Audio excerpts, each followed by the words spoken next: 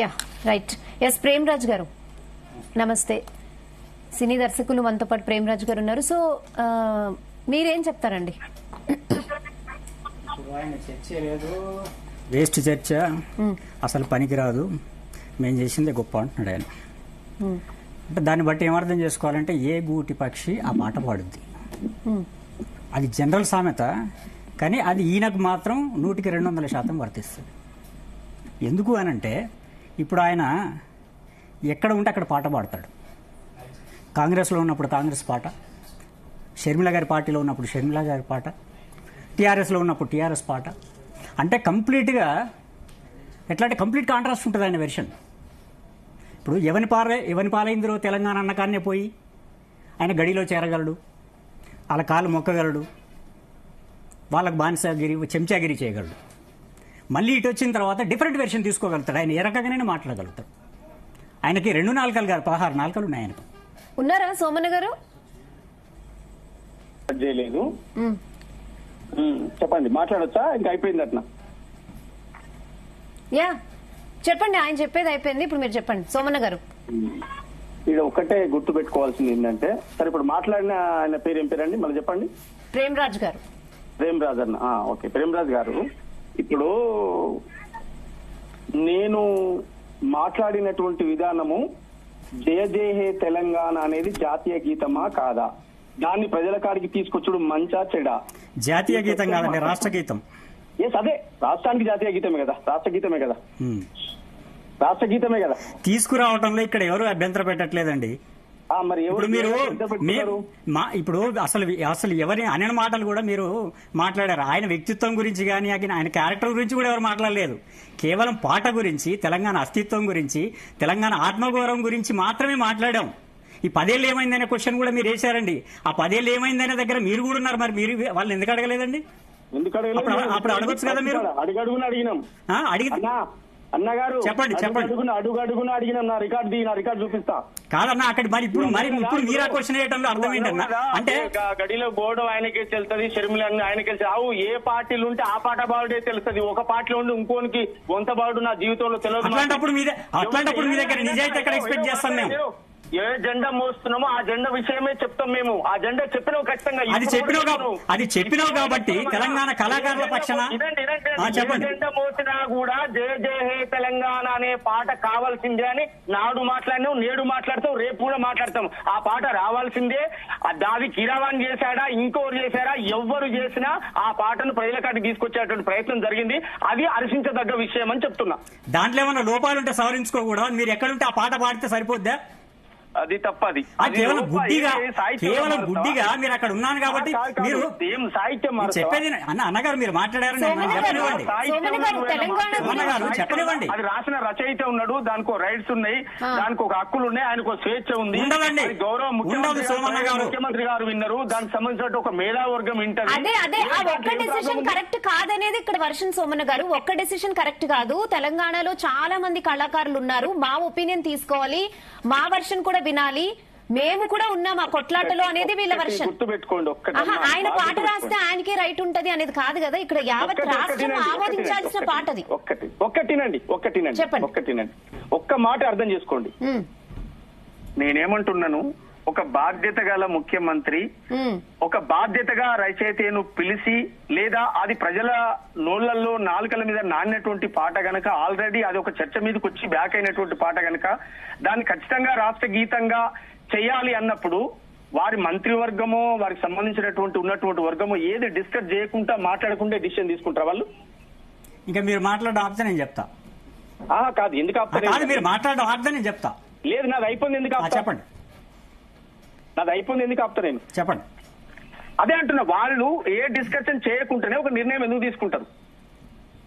తర్వాత నువ్వు అనుకుంటున్నటువంటి మార్పులైనా చేర్పులైనా ఒక కవి రచయిత తన ఒపీనియన్ లేకుండా నీకు నువ్వు నాకు నేను మార్చేది కాదు కదా. రచయితగా తను రాశాడు, వాళ్ళు దాన్ని ఒడబోయకుంటూనే వాళ్ళు దానికి ఒక సమన్వయం చేసుకోకుండానే ఇది తీసుకోవాలనే డిసిషన్కి వచ్చిరా?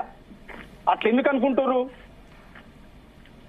మీరు చూపించినటువంటి మార్పులు ఏంది? ఒక కిరావాన్ని మార్చాలి, ఆయన కాకుండా వేరే ఎవరు చేసినా ఏం లేదనేదా? అలా అనట్లేదు కదా సోమన్న గారు. తెలంగాణలో కళాకారులు లేరా అని అడుగుతున్నారు. అయ్యో అదేందండి, భాష కళాకారులు ఎందుకు లేదు? అస్తిత్వం ఏ కోసం కొట్లాడి కళాకారులు తెచ్చుకున్న కాదన్నారు? తెలంగాణలో తెలంగాణలో కళాకారులు లేదా కాదు, కళాకారులు ఉన్నారు కనుకనే ఆ పాటను తెలంగాణ రాష్ట్ర గీతంగా చేయాలనే ఆలోచనతోటే కదా చేసింది. తెలంగాణలో కళాకారులు లేదని ఎవరన్నారు? కళాకారులు ఉండరు కనుకనే కదా ఒక గీతాన్ని కూడా మనకి ఇంతవరకు దాన్ని గుర్తించుకోకపోతే ఎట్లనే కదా అది గుర్తించింది. సరే సరే నేను మాట్లాడొచ్చండి వెంకన్న సోమన్న గారు? మాట్లాడండి. ఇప్పుడు మీరేమన్నారు, మీరు నేను ఏ గూట్లో ఉంటే ఆ పాట పాడతానండి మీరే చెప్పారు. ఓకే, దాని మీద నాకు విభేదం లేదు, దాని మీద విభేదం లేదు. మీ ఇష్టం. మీరే అన్నారు కదా నేను ఎక్కడుంటే ఆ పార్టీకి సపోర్ట్ చేస్తాను. నువ్వు మాట్లాడినప్పుడు మనం ఇంకేం మాట్లాడగలం? దాంట్లో విచక్షణ ఉండదు, ఇంకే ఏది ఉండదు. నేను బరాబర్గా నేను ఎక్కడుంటే అక్కడ పాట పాడతాను అన్నారు. దాంట్లో నాకు దాని మీద నేను ఆర్గ్యుమెంట్ చేయను. ఓకే, మీరు అట్లాగే మాట్లాడండి. నువ్వు మాట్లాడినప్పుడు నేను మాట్లాడాల్సి వస్తుంది కదా. నేను అన్ననా ప్రేమ్ రాజుకు 16 కాదు 18 32 నాలుకలు ఉన్నాయని నేను అన్ననా? కాదండి, మీకు మీరు జరిగిందే చెప్పాను, నేను జరగంది చెప్పలేదు. మీరు ఎక్కడి నుంచి ఎక్కడికి ట్రావెల్ అయ్యారో నేను ఉన్నదే చెప్పాను, వేరే దాని దగ్గరికి వెళ్ళలేదు. అయితే మీరు బాగా గుర్తు పెట్టుకోండి, ఎక్కడి నుంచి ఎక్కడ ట్రావెల్ అయిందని నువ్వు చెప్పడం కాదాడా. ప్రజలు చూశారు, అందరూ చూశారు, కానీ నేనే క్రియేట్ చేయట్లేదు కదా. నేనే క్రియేట్ చేయట్లేదు సోమన్న గారు. నేను చెప్పేది వినండి. ఎక్కడ ఉన్నా ప్రజల కోసం అనేటోడు ఎప్పుడు సోమన్ అనేటోడు మాట్లాడతాడు, కొట్లాడుతూనే ఉంటాడు. ఎక్కడ ఉన్నా మాట్లాడతాడు. అది నువ్వు చూసినా చూడకపోయినా అది చరిత్రే. సరే, దానికి ఏందో నేను కావాలనేదో పూసుకొని రాసుకొని చెప్పాల్సిన అవసరం లేదు. సోమన్న గారు, అది చర్చ కాదు మనకు. నేను విషయం చెప్తాను. 16 నాలుకలని మాట్లాడితే అదేంటది? నిమిషం ప్రేమరాజ్ గారు వర్షం కూడా వినండి, ఆయన విని మీరు ఆన్సర్ ఇవ్వండి. చెప్పండి ప్రేమరాజ్ గారు. రండి ప్రేమరాజ్ గారు. సోమన్న గారు, మీరు ఇంతకుముందు మాట్లాడింది తెలిసి మాట్లాడారో తెలియక మాట్లాడారో కావాలని మాట్లాడారో నాకు తెలియదు, కానీ సీఎం గారు ఏం స్టేట్మెంట్ ఇచ్చారు? తెలంగాణ అంటేనే రాచరికాని వ్యతిరేకం, రాచరిక ఆనవాళ్ళకి స్థానం లేదు. తెలంగాణ అంటే త్యాగాలు పోరాటాలు గుర్తొస్తాయి, త్యాగాలు పోరాటాలు గుర్తొచ్చేలా చిహ్నం గేయం ఇవన్నీ రూపొందిస్తున్నాం రాజముద్ర. దీనికోసం ఫైన్ ఆర్ట్స్ కాలేజీ ప్రిన్సిపల్కి ఇచ్చాం. తెలంగాణ గేయానికి సంగీతం సమకూర్చడం సహా మొత్తం వ్యవహారాన్ని అందశ్రీకి అప్పగించాం. కీరబాయి వ్యవహారంతో నాకు సంబంధం లేదు, ఎవరితో సంగీతం చేయించుకోవాలని అందశ్రీదే నిర్ణయం అన్నారు. ఇక్కడ మీరేమన్నారు? క్యాబినెట్ నిర్ణయం తీసుకున్నారు. ఇక్కడ సీఎం గారు ఏమన్నారు? అంటే మీరు తెలియక మాట్లాడుతున్నారా? మీరినండి ప్రేమరాజు గారు, మీరినండి. స్పష్టంగా ఆ మాట ముఖ్యమంత్రి గారు ఏ గౌరవంతో ఇచ్చాడంటే ఒక రచయితకు ఆ స్వేచ్ఛ ఉంది. ఏ గౌరవంతో ఇవ్వటం కాదండి, అఫీషియల్ స్టేట్మెంట్ అది. మీరేమో క్యాబినెట్ నిర్ణయం అంటున్నారు, ఆయనేమో ఆయన విచక్షణ వదిలేశాను అంటున్నారు. ఇక్కడే పరస్పర విరుద్ధంగా ఉంది. ఒకసారి ఆలోచించండి. మీరు ఊరికే ఏదో మాట్లాడటం కాదు. నేను స్టేట్మెంట్ చూసి చెప్తున్నాను. నేను సోమన్ గారు మీరు చెప్పండి, అది ఎవరి నిర్ణయం? క్యాబినెట్ నిర్ణయమా లేకపోతే రేవంత్ రెడ్డి గారి నిర్ణయమా? వినండి, మీరు రేవంత్ రెడ్డి గారు మాట్లాడము అంటే రేవంత్ రెడ్డి గారు వ్యక్తిగతం కాదమ్మా, బాగా గుర్తు పెట్టుకోండి. రేవంత్ రెడ్డి గారు మాట్లాడడం అంటేనే కాంగ్రెస్ పార్టీ, కాంగ్రెస్ ప్రభుత్వం, మంత్రివర్గం యొక్క డిసిషన్ అది. రేవంత్ రెడ్డి గారు నాట్ ఇండివిజువల్ కాదు. అయితే మీరు ఒక మాట అన్నారు, నాకు సంబంధం లేదు అన్నారు ఆయన. మరి అంటే క్యాబినెట్ కూడా సంబంధం లేదంటే కదా సీఎం గారు చెప్పారంటే క్యాబినెట్ కూడా సంబంధం లేదంటే మీరు ఊరికే ఆర్గ్యుమెంట్ కి రాకండి. బాధ్యత అందశ్రీకి అని చెప్పారు. మీరు ఊరికే ఆర్గ్యుమెంట్ చేయడం కాదు సోమన్న గారు, కరెక్ట్. మీరు అడిగిన దానికి సమాధానం చెప్పండి.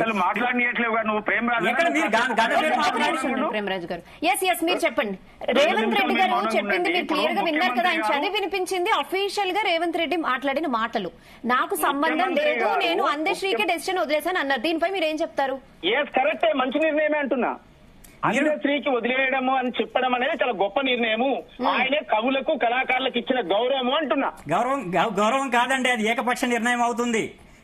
సోమన్న గారు నేను చెప్పేది వినండి. సోమన్న గారు, ఇప్పుడు సోమన్న గారు మీరు చెప్పేది వినకుండా ఎట్లా మీరు ఏకపాత్ర వినయం చేస్తానంటే ఎట్లా? ఇక్కడ మాట్లాడే వాళ్ళు ఉన్నప్పుడు మీరు ప్రతిదానికి అడ్డం తగిలి నేనే మాట్లాడతానంటే ఎట్లాగండి? ఇతరులను మాట్లాడనివ్వాలి కదా. సరే, ఒక నిమిషం ప్రేమరాజ్ గారు. సోమన్న గారు మిగతా కళాకారుల్ని ఎందుకు సంప్రదించలేదు, మిగతా కళాకారుల ఒపీనియన్స్ అవసరం లేదా అనేది వాళ్ళ క్వశ్చన్. అమ్మ ఒక్క మాట మళ్ళీ చెప్తున్నా ప్రేమరాజ్ అన్నకు, దయచేసి ప్రేమరాజ్ అన్న ఈ పాటను అందశ్రీ అన్న కొత్తగా తీసుకొచ్చిన పాట కాదు, కొత్తగా రాసిన పాట కాదు. తెలంగాణ ఉద్యమంలో ప్రతి పల్లెలో ప్రతి విద్యార్థిలో నోళ్లలో నాలుకల మీద కొత్తగా మరి ట్యూనింగ్ చేయాల్సిన అవసరం ఏం పట్టిందండి? ఆల్రెడీ నానిందే కదా, మీరే అంటున్నారు. మళ్ళీ దాన్ని కొత్తగా ట్యూనింగ్ చేయాల్సిందే ఉంది, ఆల్రెడీ ఉన్నది కదా. అప్పుడు ఎవరు దాన్ని ట్యూన్ చేశారు? ప్రజలు చేసుకున్నారు, ప్రజల్లోకి వెళ్ళింది అది. మళ్ళీ ఇప్పుడు కొత్తగా దానికి ట్యూన్ చేయాల్సిన అవసరం లేదు కదా, జస్ట్ ఆర్కెస్ట్రేషన్ చేస్తే సరిపోతుంది కదా. మరి ఇప్పుడు దానికి ఇంకెవరో దిగొచ్చి ఆర్కెస్ట్రా చేయాల్సిన అవసరం ఏమున్నది? దానికి ఆల్రెడీ ఉన్నది. ఇంకొక విషయం సోమన్న గారు, మీరు ఏమన్నారు? ఆయన దాంట్లో ఏం పదాలు మార్చమని మేము చెప్పలేదు, ఇన్ని నిమిషాలు ఉండాలని మేము చెప్పలేదు, ఇంత నిడివి ఉండాలని మేము చెప్పలేదు.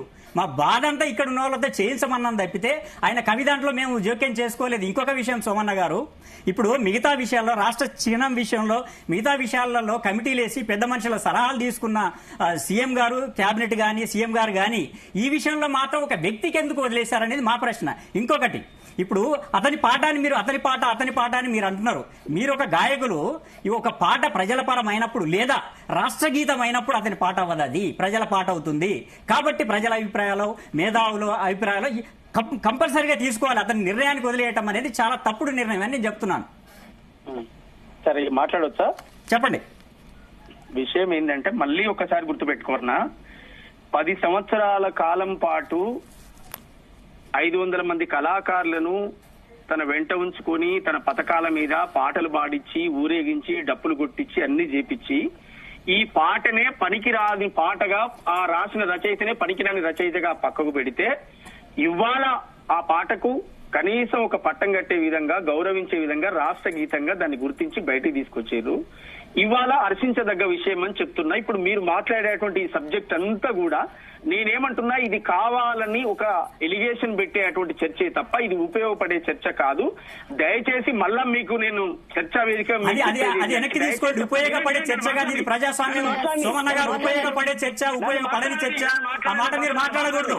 మీకు అందులో మీరు ఒక పార్టీలో ఉన్న వాళ్ళు మీకు ఇంకా అస్సలు మాట్లాడకూడదు. ఎందుకంటే మీరే చెప్పారు, నేను ఒక పార్టీకి రిప్రజెంటేట్ చేస్తున్నా, నేను ఏ పార్టీలు ఉంటే ఆ పాట పాడతానని చెప్పాను. మాకు అవసరం లేదు, మేము న్యూట్రల్ గా ఉంటాం, మేము ప్రజల తరఫున మాట్లాడదాం.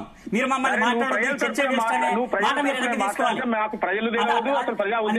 సోమన్న గారు, మీరు ఆ మాట వెనక్కి తీసుకోవాలి. మేము ఇవాళనే వచ్చినాం, మేము ఈ రోజే వచ్చినాం సమాజంలోకి. మేము ప్రజల్లో ఉన్నోళ్ళం కాదు, ప్రజల కోసం కొట్లాడిన వాళ్ళం కాదు. మీరంతా కొట్లాడిన వాళ్ళు, మీరంతా మహానుభావులు, మేమంతా పనికిరాని వాళ్ళం. కానీ మేమైతే 4 చోట్ల తిరగలేదు, మేము ఎప్పుడు ప్రజల వైపునే ఉన్నాం. మీరు ఆ మాట అన్నారు కనుక నేను చెప్తున్నాం, మేము 4 బూట్లు తిరగలేదు, మేము ఒకటి దగ్గర ఉన్నాం, ప్రజల దగ్గర ఉన్నాం. మేమేడున్నాం అండి, మేమేం చచ్చినాం అనుకుంటున్నావు? మేము ఎవరో అనుకుంటున్నావు? మీ గురించి అందరికీ తెలుసు, నా గురించి అందరికీ తెలుసు. ఆ చర్చ వేరే పెట్టుకున్నాం, కానీ ఇప్పుడు పాట గురించి మాట్లాడండి. ప్రజల కోసం 32 నాలుకలుగైనా మారుతాం మేము. ఏడ కూడా వెనుకబోం. ప్రజల కోసం కాదు, ఎవరి కోసం మారారో ప్రజలందరికీ తెలుసు, అన్ని పార్టీలకు తెలుసు. దాని గురించి ఎందుకండి చర్చ? అవునండి, రాజును రాజ్యాన్ని ధిక్కరించే కాడ మమ్మల్ని మించిన వాడు ఎవడు ఉండడు. ఎక్కడ ధిక్కరించారో, ఎక్కడ సాగిలపడ్డారో అందరికీ తెలుసు. వెంకన్న గారు, ఆ చర్చ ఎందుకు తీసుకొస్తారు? కార్యక్రమంగా రాష్ట్ర గీతంగా పాఠం తీసుకొచ్చింది, దాన్ని స్వాగతిద్దాం. స్వాగతించకపోతే ఇప్పుడు ఎవరు దాన్ని వ్యతిరేకిస్తున్నారండి? ఇప్పుడు వాళ్ళు దాన్ని గుర్తించలేదు గనక మేము గుర్తించాం గనక మా ఇష్టం వచ్చినట్టు చేస్తామంటే అదే పద్ధతి అండి. ప్రేమరాజ్ గారు, ఇంకా మిగతా గెస్టులు కూడా ఉన్నారు, ఒక్క నిమిషం అండి. చరణ్ అర్జున్ రచయితకి ఆ స్వేచ్ఛనిచ్చారు, కవికి రచయితకి ఆ స్వేచ్ఛనిచ్చారు. మా ఇష్టం వచ్చినట్టు చేస్తా అనే పదం ఎక్కడ కూడా రాలే. అది అందశ్రీ గారికి అప్పచెప్తున్నామని చెప్పిన నువ్వే చెప్పినావు. అందశ్రీ గారికి ఎట్లా ఉపయోగిస్తారండి? అది ఆయన ఒక్కసారి ప్రజల పరమైన తర్వాత రాష్ట్ర గీతంగా తీసుకున్న తర్వాత దాని మీద రచయితకు కూడా పూర్తి హక్కులు ఉండవాలి, ప్రజలకే ఉంటాయి. అది ప్రజలకు చెందిన పాట. అది భరించిన అందశ్రీకి లేకపోతే నీకుంటదా, నాకుంటదా? ప్రజలకు ఉంటుంది, నీకు నాకు కాదండి. అందశ్రీకి కాదు, అది ప్రజల పాట. అది ఒకసారి రాష్ట్ర గీతంగా ప్రకటించినాక అది ప్రజల అభిప్రాయం ప్రకారం పోవాలి. నా ఇష్టం అంటే కుదరదండి. కాదు, ఒక పాట రచయితగా తన ఒపీనియన్స్ ఉండేదా? ఒపీనియన్ తీసుకోవచ్చండి, ఒపీనియన్ తీసుకోక ఎవరు అనట్లేదు. ఆయన ఆయన పదాల జోలికి కూడా ఎవరు పోవట్లేదు. మీకు అర్థం కావట్లేదు. ఇన్ని చరణాలు ఉండాలి లేదా ఈ పదాలు ఉండాలని కూడా మేము చెప్పట్లేదు. అది కవి ఇష్టం. కవికి కూడా కొన్ని పరిమితులు ఉంటాయి, మీకు తెలియకపోతే తెలుసుకోండి. ఆయన పదాల జోలికి మేము పోవట్లేదు. ఆయన పాటను ఆయనకి వదిలేస్తున్నాం. ఆయన ఏం చేస్తాడనేది. కిరాబాన్ ఎవరు మరి? మ్యూజిక్ డైరెక్టర్ కాదా? మ్యూజిక్ డైరెక్టర్ కాదని ఇక్కడ ఎవరైనా అన్నారా? ఇక్కడ కీరవాణి గారు ఎవరైనా అన్నారా? మిగతా వాళ్ళ వర్షన్ కూడా విందాం. ఏపూరి సోమన్ గారు ఒక్క నిమిషం లైన్ లో ఉండండి. చరణ్ అర్జున్ గారు ఉన్నారు, మ్యూజిక్ డైరెక్టర్, సింగర్, రైటర్. ఆయన వర్షన్ కూడా తీసుకుందాం. నమస్తే.